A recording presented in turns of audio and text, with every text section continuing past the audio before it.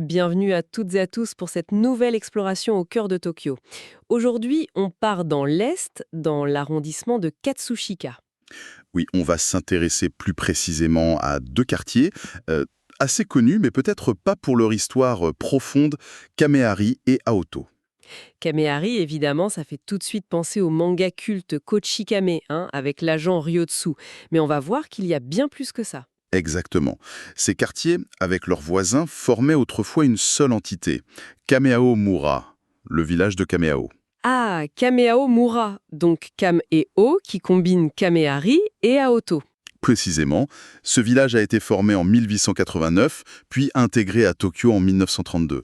Et c'est vraiment la clé pour comprendre l'histoire et l'identité de cette partie de Katsushika. Notre mission, si on l'accepte, c'est de déterrer un peu les légendes, comprendre comment le paysage a changé et surtout dénicher quelques trésors cachés pour les curieux. Pour ça, on s'est basé sur pas mal de sources. L'histoire officielle de l'arrondissement, des guides comme Time Out, des archives, des blogs locaux. De quoi bien creuser. Alors, commençons par les noms. Kamehari, Kameyu, le kanji de la tortue, Kame, et Yu, qui veut dire il y a. Donc, là où il y a des tortues. Plutôt bon signe, non? La tortue, c'est la longévité. Oui, aujourd'hui c'est positif. Mais figurez-vous que ça n'a pas toujours été le cas. L'histoire de ce nom est assez révélatrice. Ah bon? Racontez-moi. Les plus anciennes traces, vers le XIIIe siècle, parlent de Kamenashi. Kame Nashi, avec Mu, le rien, l'absence, donc sans tortue. Exactement. Et ce Nashi, cette absence, c'était jugé de très mauvais augure, pas du tout porteur. Mais pourquoi sans tortue au départ? Il y avait une raison? Une légende? Plusieurs idées circulent. Peut-être le paysage des rizières avec la paille qui sèche, ça ressemblait à une carapace vue de loin. Ou alors à un banc de sable, une petite élévation qui avait une forme de tortue dans cette zone un peu marécageuse. D'accord, mais en tout cas, sans tortue, ça plaisait pas. Pas du tout. Du coup, les habitants ont voulu changer ça, influencer le destin en quelque sorte. Ils ont changé le nom, comme ça. C'est un processus. On pense qu'il y a eu une étape intermédiaire, Kamenashi, mais écrit avec le kanji de la poire, Nari, qui se prononce aussi Nashi. Peut-être une lecture différente. Et puis finalement, on est arrivé à Kamehari, il y a des tortues. Pour attirer la chance, la longévité, c'est fou cette démarche. C'est un acte culturel fort. Et ce lien à la tortue, il est hyper présent au sanctuaire local, le Kamehari Katori Jinja. Le fameux sanctuaire Katori Jinja. Quel est le lien exact? Alors, historiquement, cette terre était un domaine sacré, un Shinryochi lié au grand sanctuaire Katori Jingu, une institution très puissante. Et la montagne sacrée de Katori Jingu s'appelle Attendez, laissez-moi deviner. Un truc avec une tortue. Gagné, Kikkozan, Kamekozan, la montagne carapace de tortue. La connexion est là. Et ce sanctuaire de Kamehari, il vaut le détour aujourd'hui? C'est un trésor caché. Ah oui, carrément. Déjà à l'entrée, oubliez les lions gardiens classiques. Ici, on a des komagame, koma-game. Des tortues gardiennes? Exactement. Des statues uniques de tortues en pierre. D'ailleurs, la croyance locale dit que les caresser portent chance. C'est vraiment l'incarnation de l'histoire du nom. Génial. Et il y a d'autres choses à voir dans ce sanctuaire? Oui, c'est ça qui est intéressant. C'est un mélange assez incroyable. Il y a bien sûr des clins d'œil à Koshikame, une statue de Ryotsu enfant, des plaquettes votives Emma avec les personnages. Logique, vu qu'on est à Kamehari. Voilà. Mais, surprise, l'auteur de Captain Tsubasa, Takahashi Yoichi, est aussi du coin, de Katsushika. Ah oui. Et alors? Alors, on trouve des émas Captain Tsubasa, pour prier pour la victoire ou pour la santé des jambes et des pieds, avec un support pour accrocher les émas en forme de but de foot. Non! C'est excellent! Et ce n'est pas fini. Dans l'enceinte même du sanctuaire, il y a une pâtisserie française, une vraie, et très bonne apparemment, la rose des Japonais. Une pâtisserie française dans un sanctuaire shinto à côté d'Emma, Tsubasa et de tortues gardiennes. C'est surréaliste. C'est un concentré de Katsushika, quoi. Un mélange unique. Un vrai trésor caché, pour le coup. Bon, passons au voisin. Aoto. Aoto, là aussi, le nom intrigue. Ao, le bleu vert, l'eau. To, la porte. Oui, Aoto, ça nous ramène directement à l'eau. Le nom apparaît déjà au XIVe siècle. Ao, pour l'eau, la mer, et Deni, pour porte, entrée ou même port. Donc, Aoto, c'était sans doute la porte de l'eau. Une porte d'accès fluvial, donc. Un port. Très probablement. Un port important sur la rivière Nagawa, qui était une voie essentielle pour rejoindre la baie de Tokyo. Difficile à imaginer aujourd'hui, c'est sûr. Oui, parce qu'aujourd'hui, Aoto, c'est plutôt résidentiel, commercial. Tout à fait. L'urbanisation a tout changé, surtout à partir de l'ère Showa. Il y a eu l'installation de grosses usines comme Toyo Inc. en 1937. Ça a attiré beaucoup de monde. Des travailleurs, j'imagine? Oui, d'abord des ouvriers, puis des employés. On a construit des chataku, ces logements fournis par les entreprises. Et puis le grand tournant, c'est la construction de l'immense complexe résidentiel Aoto-danshi en 1956. Ça a vraiment façonné le quartier. Donc se balader le long de la rivière Nakagawa, aujourd'hui, c'est un peu comme chercher les fantômes de ce port à Glin. C'est une belle image. Le nom Aoto reste comme une trace, un fossile de ce passé fluvial dans le paysage moderne. C'est aussi ça un trésor caché, une histoire sous nos pieds. Ces quartiers ont aussi des légendes plus étranges. J'ai lu quelque chose sur un Mujina à Kamehari. Un Mujina, c'est une sorte de blaireau ou de tanuki un peu magique, c'est ça? Oui, un yokai, un esprit animal capable de se métamorphoser. Et cette légende du Mujina de Kamehari est fascinante parce qu'elle date pile de l'arrivée du progrès technique. C'est-à-dire? Elle est liée à l'arrivée du train. La ligne Joban et la gare de Kamehari ont ouvert en 1897. Et l'histoire raconte comment ce Mujina a réagi. Ah, le choc des mondes. Qu'est-ce qu'il a fait, ce Mujina? Intrigué ou peut-être dérangé par ce nouveau truc bruyant et rapide, il a appris à l'imiter. Il imitait le train? Oui, il se transformait, ou du moins il imitait le sifflet et le bruit du train sur les voies. La nuit, les gens entendaient passer des trains fantômes. C'était la confusion. Le pauvre animal. J'imagine que ça finit mal. Malheureusement, oui. À force de jouer au train, il n'a pas entendu un vrai train arriver. Et il s'est fait heurter. On l'a retrouvé mort sur la voie. Oh non! Mais le plus touchant, c'est la réaction des villageois. Ils n'ont pas été soulagés ou en colère. Non? Non, ils ont eu pitié.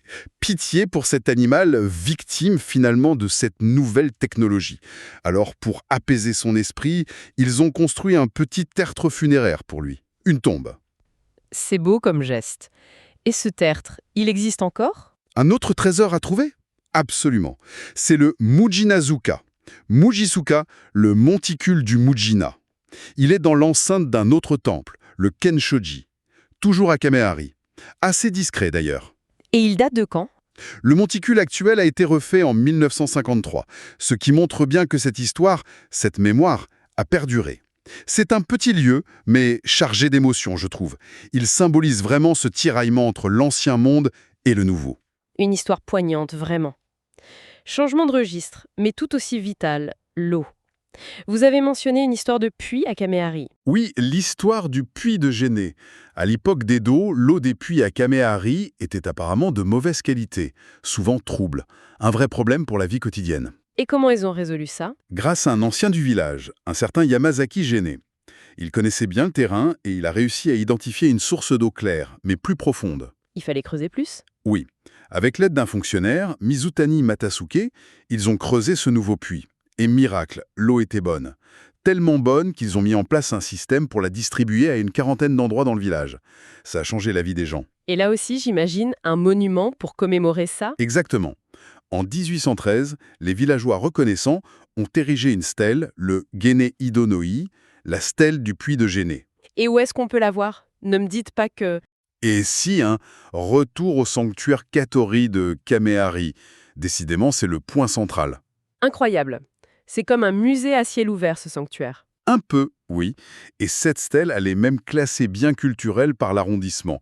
C'est un autre trésor, plus discret peut-être, mais qui raconte une histoire essentielle sur la communauté, l'ingéniosité locale et l'importance de l'eau. Passionnant. Continuons notre exploration des noms avec Shiratori, Shaktori, le cygne blanc. Ça sonne très poétique. Et ça l'est. Ce nom est lié à la fois à une réalité géographique passée et à des mythes très anciens. Une réalité géographique? Il y avait des cygnes ici? Oui. Figurez-vous que jusque vers le début du XXe siècle, il y avait un marais, le Shiratori-numa, le marais des cygnes blancs. C'était même un lieu où les shoguns Tokugawa venaient pratiquer la fauconnerie à l'époque d'Edo. C'est une figure mythologique importante au Japon. Il est souvent lié à des figures héroïques ou divines, comme le héros Yamato Takeru qui se serait transformé en cygne blanc après sa mort. Ça donne une dimension sacrée au lieu. D'accord. Il y avait même des coutumes liées à ça, non? Oui, on raconte qu'il était interdit de jeter les plumes de cygne trouvées. Il fallait les offrir aux dieux, sinon on risquait une punition divine. Et ce nom, Shiratori, il a été conservé? Mieux que ça. Lors d'une réorganisation des adresses en 1966, une partie de ce qui était Ohoto a été délibérément renommée Shiratori. Ce n'était pas anodin. C'était un choix pour connecter le quartier moderne à cette histoire, à cette légende prestigieuse. Donc même si le marais a disparu, se balader dans le quartier Shiratori aujourd'hui, par exemple près du parc Shiratori Minami, ça prend une autre dimension. Exactement. On marche sur des couches d'histoire et de mythes. C'est ça qui est fascinant. Parlons un peu de la vie des gens avant toutes ces transformations. À quoi ressemblait la vie communautaire, par exemple à Oto? Elle était très riche, rythmée par des fêtes et des rituels qui ont souvent disparu. Par exemple, au temple Enmeiji, il y avait le festival Yakujin-sama en avril. Et une coutume assez étonnante, Oui. les nouvelles mariées du quartier devaient visiter le temple en tenue de mariage, une sorte de présentation officielle à la communauté et aux dieux. Ça s'est fait jusque dans les années 40. Imaginez un peu. Ça devait être quelque chose. On voit bien comment cette vie traditionnelle, très ancrée, a dû être bousculée par l'arrivée des usines, l'urbanisation. Ah oui, ça a été radical.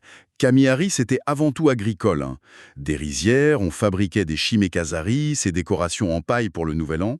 Aoto était même réputé pour son argile, utilisée pour la poterie, imadoyaki. Et puis les usines. Voilà, Itachi à Kamehari, Toyo Inc à Aoto, toutes les deux en 1937. Ça a attiré d'abord les ouvriers, puis les salariés man. On a construit des logements pour eux, les Shataku, puis le grand ensemble Aoto Danchi. L'agriculture a laissé place à la ville. Le visage du quartier a complètement changé. J'ai lu que même le parc de Kamehari était différent avant. Oui, le Kamehari Koen. Apparemment, il accueillait des tournois de sumo, des cirques, il y avait même un théâtre populaire à Kamehari. Après-guerre, le quartier attirait aussi de jeunes artistes, des comédiens qui vivaient dans des sortes de pensions. Mais cette transformation, elle continue encore aujourd'hui, non? Avec de nouveaux lieux qui pourraient être les trésors de demain. Tout à fait. Le quartier n'est pas figé. Il y a des initiatives intéressantes. Par exemple, sous les voies ferrées à Kamehari, un centre d'art un peu hybride a ouvert fin 2024, le SKSCC Kamehari Art Center, ou SKAC. Un centre d'art sous les rails, original. Et côté gourmandise, à part la pâtisserie du sanctuaire? Alors, il y a un nouveau restaurant de ramen qui fait parler de lui, House Ramen Noodles, ouvert mi-2024. Il revisite le style Yeke de Yokohama. Et pour un bon cocktail, il y a le bar Four Pieces. D'accord. Et il y a aussi ce projet de musée Kochikame près de la gare, c'est ça? Oui, il était question d'une ouverture. Si c'est le cas, ça deviendra évidemment un lieu incontournable pour les fans, mais aussi une porte d'entrée vers le reste du quartier. Ce qui est frappant dans tout ça, c'est vraiment le mélange.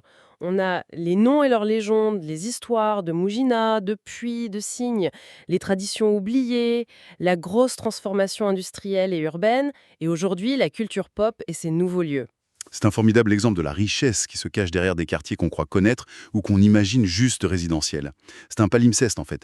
Chaque couche d'histoire est encore un peu visible si on sait où regarder. Et pour celles et ceux qui voudraient justement partir à la découverte, j'aime bien l'idée d'utiliser la carte des statues de Koshikame. Il y en a partout dans Kamehari, non? Oui, une quinzaine je crois. Eh bien, en cherchant Ryotsu et ses collègues, on peut tomber, par hasard, sur le sanctuaire Katori, avec ses tortues et sa stèle, ou chercher le petit temple Kenshoji et son Mujinazuka, ou simplement se perdre dans Shiratori en pensant aux cygnes, ou marcher le long de la Nakagawa à Aoto. C'est une excellente approche. Transformer la chasse aux statues en une chasse aux trésors historiques et culturels. Une exploration ludique. Et ça nous amène à une dernière pensée peut-être. Combien d'endroits comme ça existent à Tokyo ou ailleurs? Des lieux qu'on traverse sans savoir toutes les histoires qu'ils renferment. Que nous racontent les noms de nos rues, les petites stèles oubliées, les vieux bâtiments, si on prenait juste le temps d'écouter un peu. Une belle invitation à regarder notre environnement quotidien différemment. Merci beaucoup Bassi pour cette plongée passionnante dans Kameo. Merci à vous. C'était un plaisir d'explorer ces histoires. Et merci à nos auditeurs et auditrices pour leur écoute. On se retrouve bientôt pour une nouvelle exploration Frenchy.